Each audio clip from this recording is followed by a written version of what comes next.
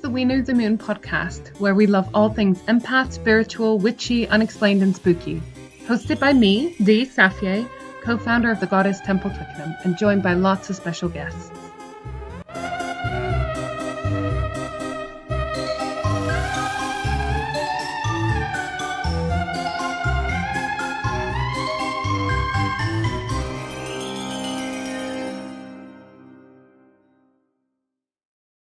Hello, this is Dee, and this is Michelle, and this is We Knew the Moon, a podcast where we like all things spooky, witchy, woo-woo, unexplained, curious, all of that sort of stuff. And we are joined again by Michelle. Michelle was with us last week when we talked about the elements and elementals. And this week, Michelle is presenting a topic to me, and I'm so excited because this one, we've been talking about it for ages, haven't we? We have. It's come up a few times, hasn't it? Yeah. It came up, I think one of us shared an article with the other, and I don't remember who did what. There was an article about it. We shared it, and we were like, ooh, this would be such a good podcast topic. And so today is the day that we record it. So over to you, Michelle. Okay. Well, today, Dee, I'm going to be telling you the story of Trasmoz. So I'm going to be telling you the story of a tiny village nestled at the foothills of the Moncayo mountain range in the territory of Aragon, which is in the northeast of what would today be mainland Spain. So this village, this Trasmoz village, its history can be traced right back to the 12th century, though it did exist prior to that. People did live there before that. Sorry, and I just realised Catherine of Aragon. That's the one, Catherine of Aragon. She was actually from the royal family of Aragon, which is in what would now be mainland Spain. I don't think it was called that at the time. It would just be the area of Aragon itself. And it was the seat of a royal family. Now, today, this village is quite famous. And you might have seen it on the news. And like I said, like we just said, Dee, you shared, or one of us shared the story that was in the news about this village. It's known affectionately by its residents by calling itself the Witch Village of Trasmoz. Cute. That makes me want to go to there, right? You will, honestly, when I've told you field the story, trip. We're going. It's a All field right. trip. Okay. Although the name gives you a massive clue as to some of the dark history of the village, I did use the words affectionately known as, and that's for a really good reason. And the reason, in fact, that the village is still so famous today, because unlike many other villages and towns across Europe that were scourged by the evil and ignorance of the witch hunting times, this particular village and its residents went down in history for their very different response to the label of Witch Village. They, in fact, embraced the actual title of Witch Village and still do today. Now, don't get me wrong, they definitely suffered through the witch hunting times, and I will tell you a little bit more about that later. But the story of Trasmoz isn't just about that terror. It's so much more, and it's such an interesting story. So I'm going to tell you that today. Now, the story begins, like I said, in the 12th century, when the lordship of Trasmoz was founded. And this basically meant that a lord either claimed or was given an area and its people and all the resources in it by... As they did. as they did by royalty of the time. So the royal family of Aragon assigned Trasmoz, which was it within this area, to this feudal lord who had control over it and the residents as well. Now, at the time, Trasmoz was actually a really well situated and well resourced village. It had a thriving community. It had iron and silver mines. It had plenty of wood and water reserves. Basically, it was doing all right. It wasn't particularly wealthy, but it was doing all right. It had enough. It had enough people to work. It had enough resources to live. It had enough surplus for trade. It was basically a really good place to have been assigned for this feudal lord. And at the time, the population was around 10,000 souls. That's quite a large village, isn't it? Yeah. And it was made up of a mixed community. So there were Christians that lived there were Jewish people that lived there, and there were also Arabs that lived there. So we're not just talking about different cultures, we're talking about different religions being represented just in that one village as well.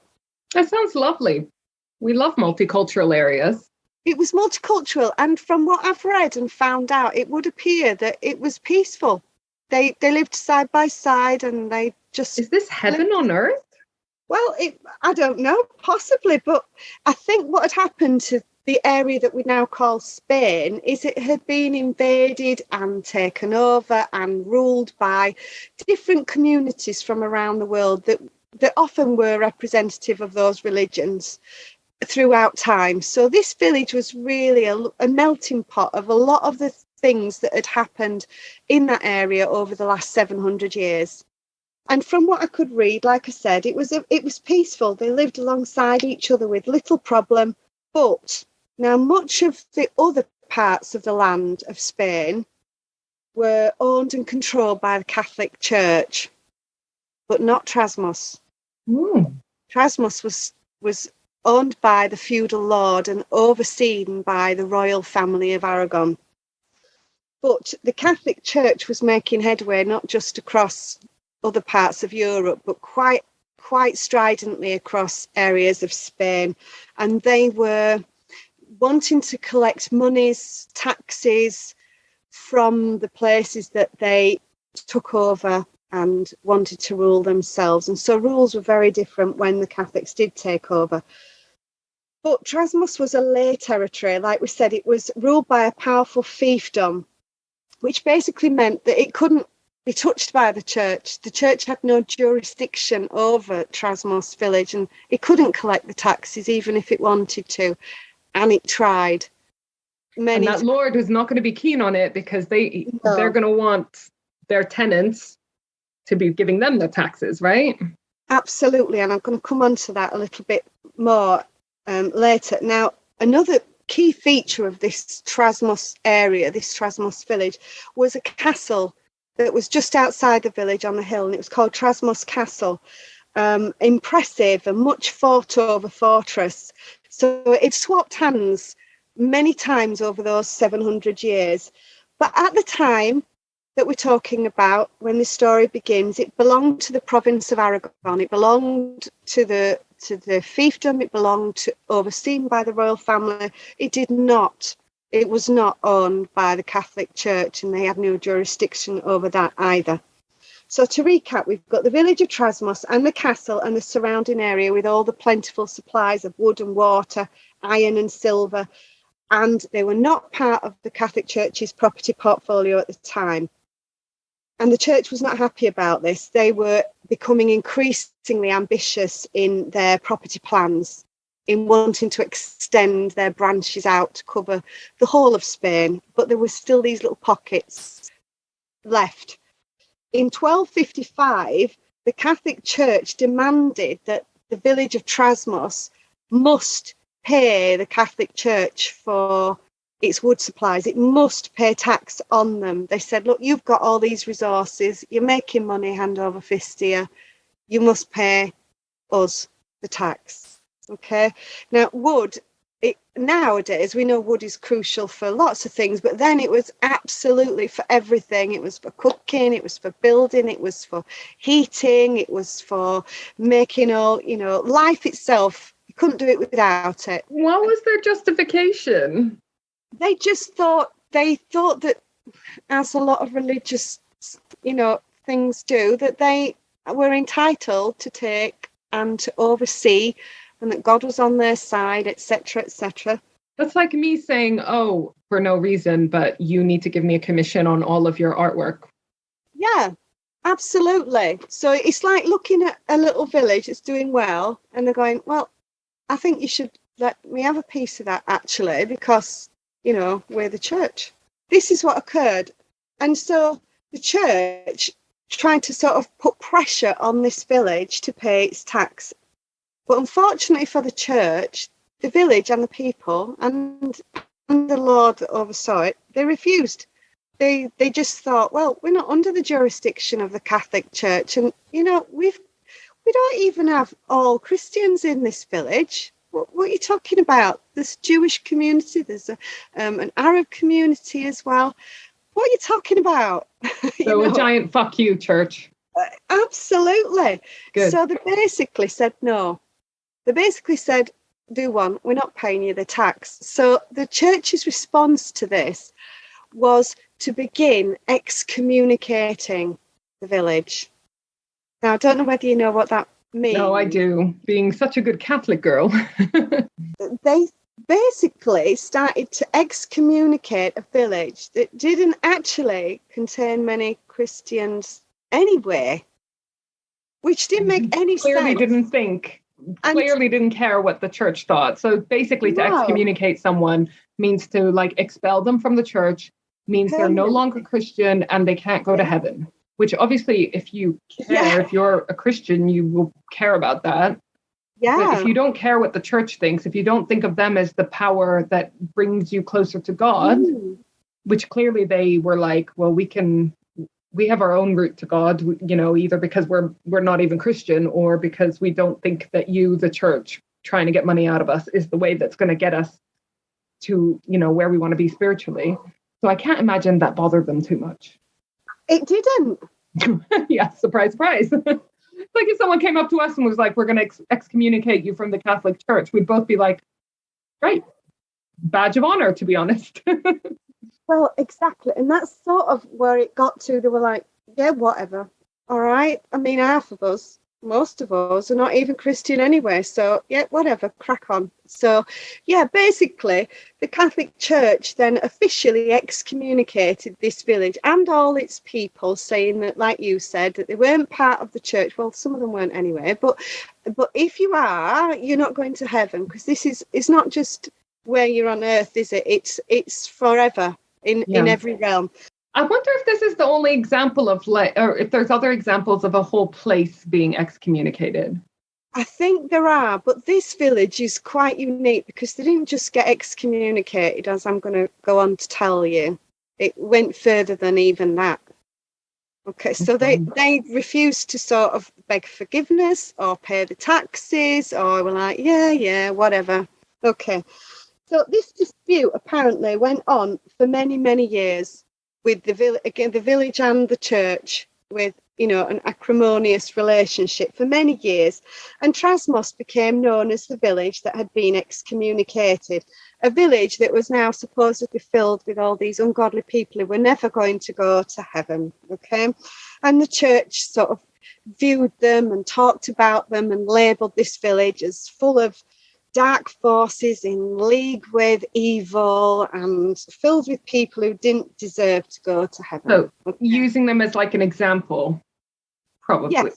Because I'm presuming if you excommunicate the whole village, you're kind of relinquishing any claim to them because you kick them out officially. Well, yeah, you think so. Oh, right. Sorry, I forgot about the hypocrisy of the Catholic Church. Carry on. You think so? So this state went on for some time, okay, of them being excommunicated and the village not caring.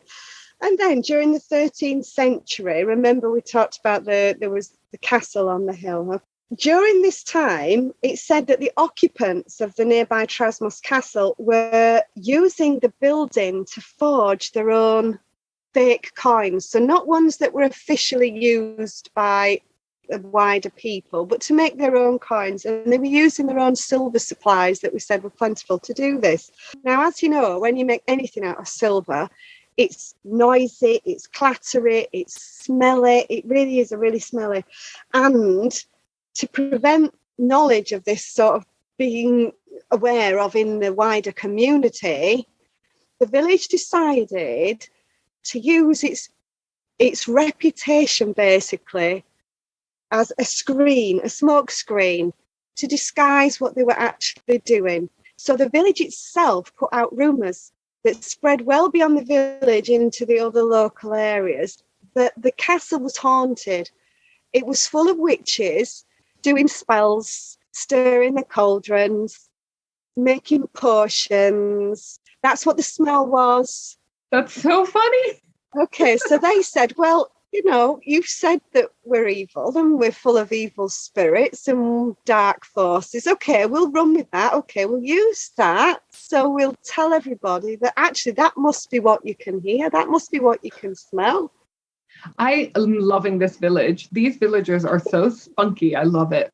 These rumours that they were spreading themselves became really well known. And the Catholic Church was like, yeah, we told you. We told you, didn't we? We told you they were evil. Because it's full of witches. It's full of all sorts of bad people, this village. I mean, we were right. We excommunicated them just in time. It is so funny. And obviously, it worked so well that it really helped this forgery of coin business to do really well at the castle, because nobody came by and everybody thought, well, that's what it is. We'll stay clear of that. Now I'm laughing and it's funny into a certain extent, but you know and I know now that actually when you put those kind of things out there in the world, you're almost inviting at that time, we're talking about the Middle Ages, aren't we? You're almost inviting the next thing that you know is going to be coming after that, because they're excommunicated. They're actually willfully themselves saying that they're full of witches and dark forces. So we do know what might occur after. In the meantime, in 1478, Spain began a process of what was called unification, where royalty and the Catholic Church were going to come together and share power and share the land. So prior to that, like we said, the royalty owned some areas and the Catholic Church owned others. And I'm sure you've heard of this, but the Spanish Inquisition was established. This was with the intention of actually making sure this occurred. So it was a judicial institution, and a cruel one at that was to manage the process and rid Spain of the factors that didn't fit with this new holy order. Basically a witch hunt.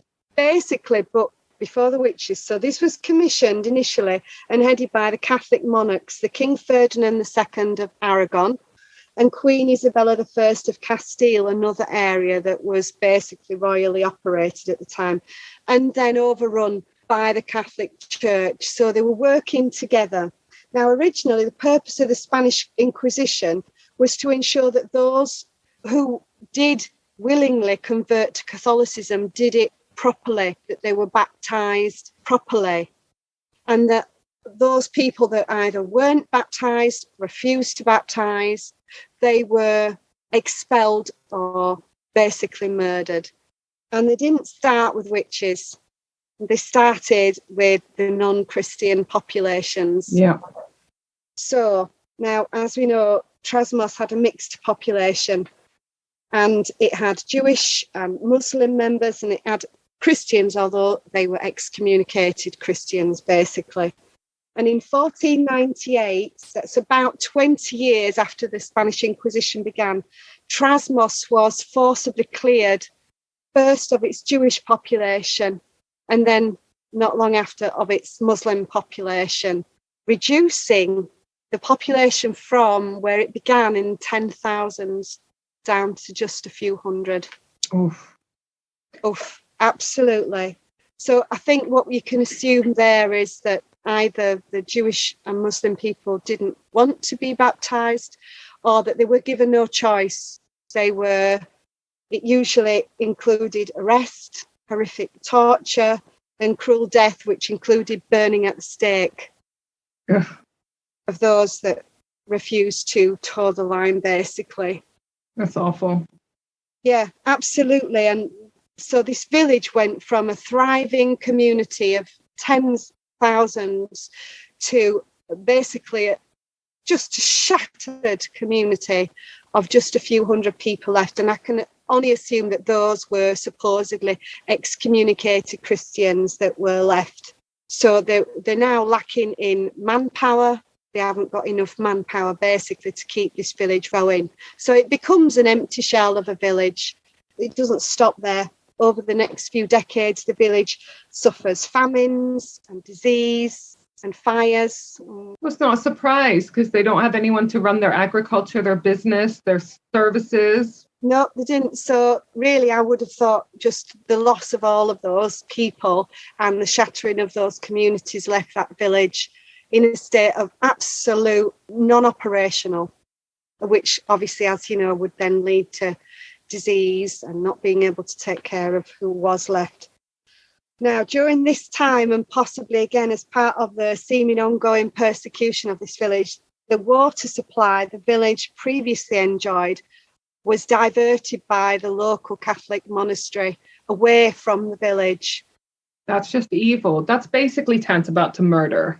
Yeah, I'm assuming they just wanted to finish off the village, take the resources that are there to re-divert them to other places. Possibly, we know that lots of monasteries used a massive water supplies, didn't they, to make their own beers and wines and things like that. They possibly needed those. I mean, this village at this point is under siege. It's been under siege now for hundreds of years because basically they didn't want to be Catholic. Now, previously, the monastery had paid the village for using its share of the water, and obviously they decided that they didn't want to do that anymore. But in response, the Lord of Trasmoz, who was there still at the time, he wasn't having any of this, and he decided to take up arms against the monastery.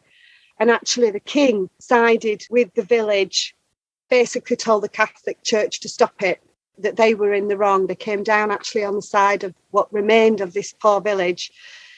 And this pissed off the Catholic Church even more. So we talked about them being excommunicated. They've decimated the population. They've taken their water. And now the Catholic Church have said, right, that's it now. We're going to get out the really big cannons. We're going to actually, this time, we're going to get out Psalm 108, Psalm of David, and we're going to actually curse this village for all time. Well, it's a bit witchy of the Catholic Church. I've written that here. Sounds like witchcraft to me. Right? Again, the hypocrisy of the Catholic Church in the Middle Ages. Well done. Absolutely.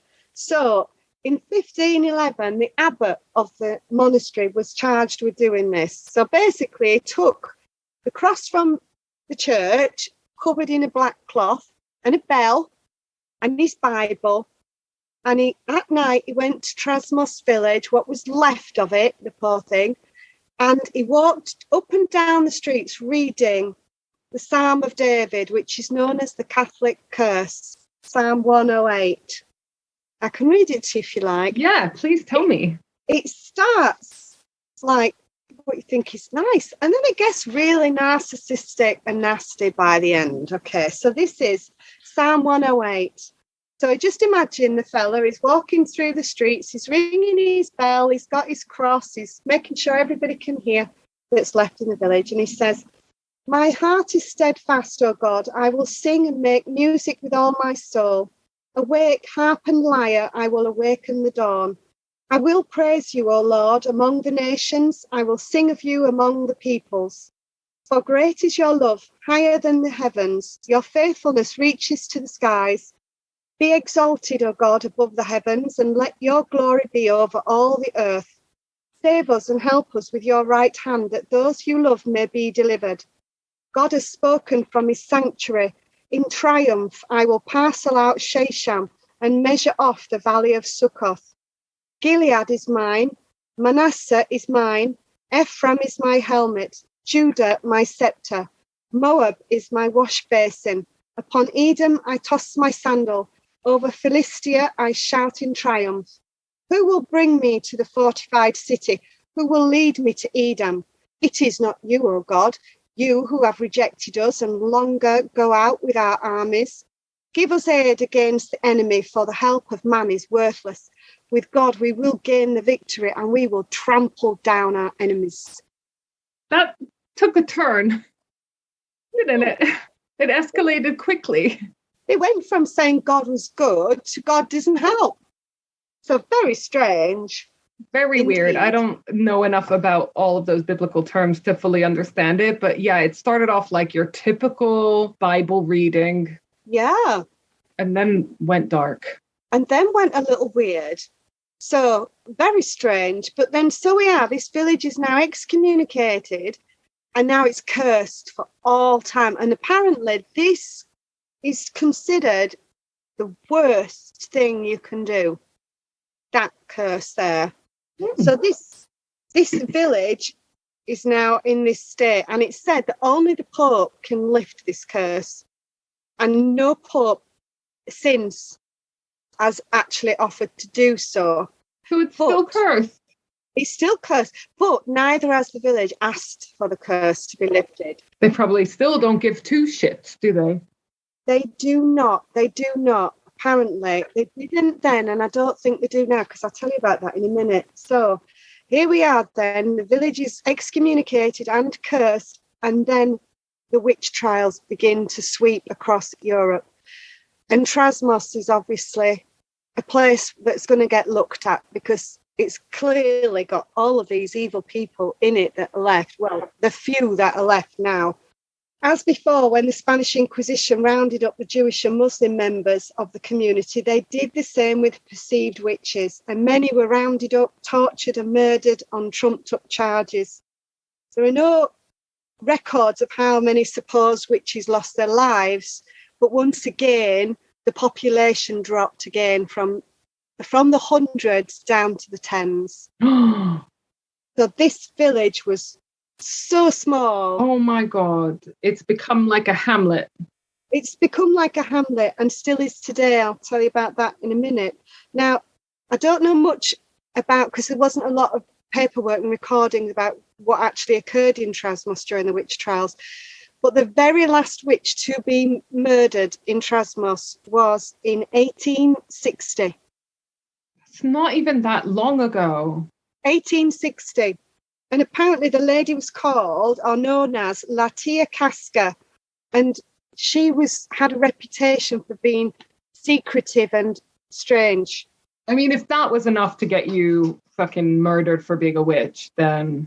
Apparently, some disease came to the village, what was left of it. Now we're talking about under 100 people now in the village. Disease came to the village and lots more people got ill and sick. And she was blamed. They said it was her. So the records show that she was murdered by being thrown down a well or down a hill. The different versions of the story, but in some of them she's thrown down a well and left, and others she's thrown down a hill. And okay, but both of those are awful.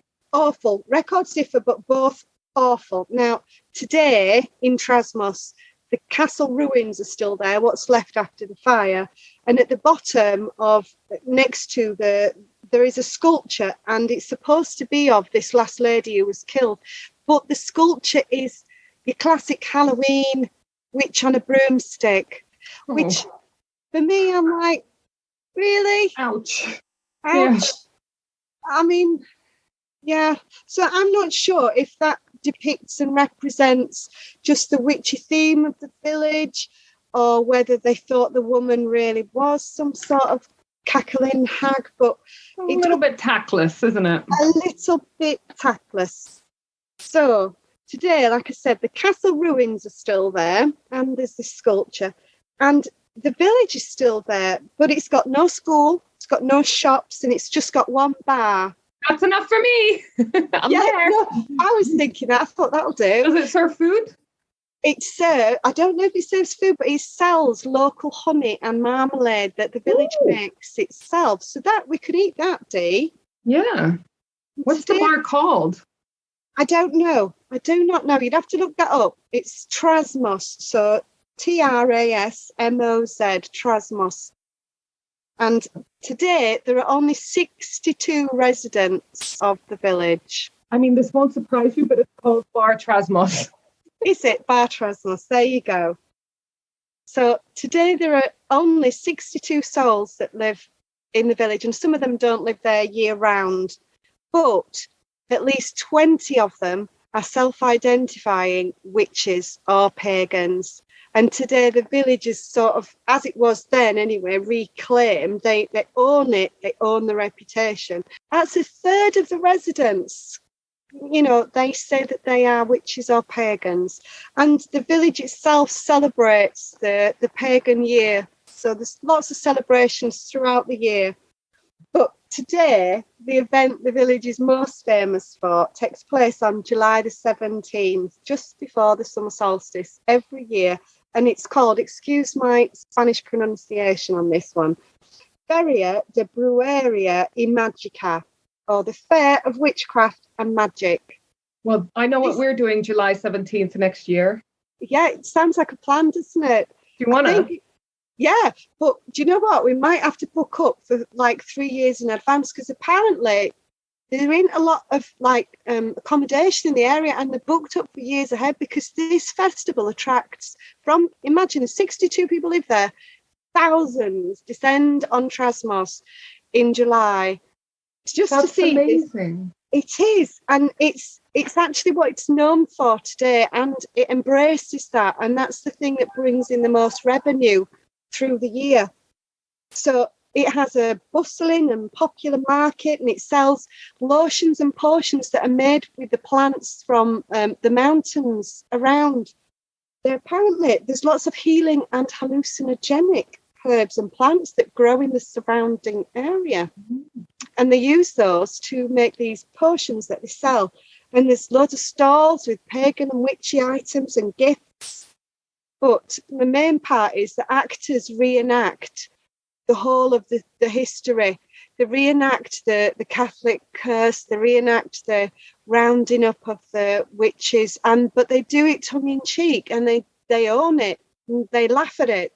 And there's a main event day where one resident is chosen each year to be the Witch of the Year, the Bruja del Año. So they choose one resident to be Witch of the Year. Oh, wow, the honour that must be. They do. They get paraded through the streets, and everybody gets to see. They get a little plaque on their door in the village for the rest of the year. You get say it was your house, it'd be like D, Witch of the Year on your door. Mm-hmm. And they do this every year. So there's a different person becomes Witch of the Year, and it's an honour. It's the biggest honour. I mean, if they did this in Twickenham and I ever became Witch of the Year in Twickenham, I would be ecstatic. That would be the best year of my life. Right? It's amazing. And it's just one little part of their ongoing defiance. They're like, yeah, we're the village who's excommunicated and cursed. Come on in, buy our lotions and meet the Witch of the Year. Here she is. I love it.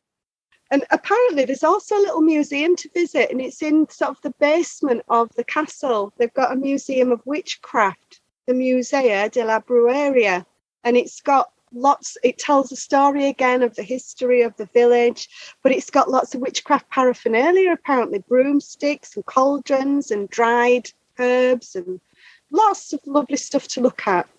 Yeah, we could go see the museum, and then we could go in the bar and eat the honey and the marmalade. Mm-hmm. Then do some of the shopping at the pagan stalls, and then take some of the hallucinogenics. And knock on the door of the witch. Oh, we would need to meet the Witch of the Year. I was going to say, I bet they have constantly got their door getting knocked on. They've got the label. At the very least, have a drink with one of the previous Witches of the Year and just ask them, how was your year as Witch of the Year? What did it involve? Well, funny you should say that, because the museum is run by one of the ladies who was Witch of the Year. So she's called Lola Ruiz Diaz, I think her name is. I'm sorry. Yeah, Lola. So I'm sorry if I said that wrong, Lola, the rest of it. But this lady was Witch of the Year. She now runs the museum there, so you can chat with her about the whole thing. Chatting with her. I want to find her on Facebook. Isn't that wonderful? Yeah, do you know what? I never thought of doing that, Dee. I know, but I'm a Disney stalker online. Let's see if I can find her. Found her, lives in Trasmoz, looks fabulous. Does she? Oh, wow. Wow. And she's, wow. Oh, Dee, send me a link. I've got to follow her. Oh my God, I love her. I love her. There you go. So she runs the museum, and I'm sure she can tell you all about. I add her as a friend. What if she rejects me? She won't reject you, Dee. I've added her. She's Witch of the Year. Oh, she was. I don't know if she currently is. I'm sure with such a small population, they're going to have to recycle the Witch of the Year award, aren't they? Because you've got to be a resident to ever live there. So you've got to put the plaque on the door, obviously. If she becomes your friend, I'm going to request. She's going to think this is so weird. She's going to think, what is that going on today? I might send her a message telling her that we're doing an episode on this so that it doesn't seem so crazy. Oh, yeah, and she can correct me and my Spanish pronunciations. Oh, my God, this is amazing. I've sent you a link on Facebook so you can have a look at her, but she looks so fucking awesome. Lola, we just want to be your friend. Yes. We're coming to see you. We could circumnavigate the accommodation problem. Couldn't we go and stay at the castle? Yeah, stay at Lola's. Stay in the castle. Or bring a tent. We'll stay in the castle. I would camp in the summer. Would you camp? I think you can camp in certain areas, but it's kind of a reserved wildlife area now. Oh, well, we'll just have to ask if we can put up in Lola's backyard. Yeah. I wonder if it'll help if I tell her that my French bulldog is called Lola and I love the name. I mean, that could work, Dee. That could definitely work, yeah. I would do anything for Lola to be my friend, so I'll try everything. Oh, that's lovely. Now, I've only got one last little thing to tell you now, which is about a famous poet and author, Spanish, and his name was Gustavo Adolfo Becker. The reason why Trasmoz became renowned again in current times was because of this author. Apparently, he got quite poorly with TB and he went to go and stay, like they used to do, to take the air, take some fresh air. So he went up into the mountains of Aragon and stayed in Trasmoz, actually, for about a year, where he was inspired by the history and the landscape and the castle. And he actually wrote about Trasmoz. Now, it's in Spanish and I can't understand it, but I've sent you a link in case anybody else can. But apparently his books then relaunched interest in Trasmoz and its history. But that was amazing. I mean, I love this little rebellious village so much. It's too. Amazing. I thought as soon as I heard about this, when we were sharing it initially, I thought, yeah, that is right up our street, isn't it, Dee? We love someone who just says no. You. Just goes from strength to strength, that story. It's amazing. I mean, really sad. Yeah. But I just love the underdog fighterly spirit of just, no, we're not going to roll over and do what you want. Like, even if it harms us physically and spiritually and personally and financially. Yeah. And not just then, not just at the time, but even now, every year, they'd still do a great fuck you through. Yeah, I know. I love it. It's just amazing. It's amazing. Well, I want to see that. If anyone's wondering where Michelle and I are on July 17th in the future, that's where. We've gone to Aragon. Oh, let me just check if Lola's friended me. No. Anticlimax. It might take a bit longer. She might be busy at the castle giving tours, right? Probably, yeah. It's probably work time for her at the museum. So, oh, bless. That's so amazing. I'm going to try to find some pictures of the festival as well. I'll post them on our social. Amazing. Thank you so much. I'm glad you enjoyed it. And I'm really excited because we're having you back later on in the season as well. Keep an eye out for Michelle. We're going to post all of Michelle's socials in the show notes as well, because she's a fantastic designer. Even if you're not in the market for a designer, follow her to just see amazingly adorable, creepy, cute drawings. Those are my favorite. Your creepy, cute ones, huh? That's what I always make you do for me. Like the podcast cover. Sorry. The logo and the cover. All of that is Michelle's work. So if you like that, have a look at her artwork. She's fabulous. So thank you so much, Michelle, and I'll see you in a few weeks. And thank you, everyone, for listening. Bye. Thank you. See you later. Bye. We Know the Moon is the official podcast for the Goddess Temple Twickenham. Don't forget, you can find us on Instagram, Facebook, Twitter, and Pinterest. You can also visit our website, weknowthemoon.co.uk, for all of our upcoming events and merch. If you sign up for any amount on our Patreon, you'll be able to watch our video recordings of our podcast from season 4 onwards. with all the raw bits. That usually means more swearing. Thanks for listening.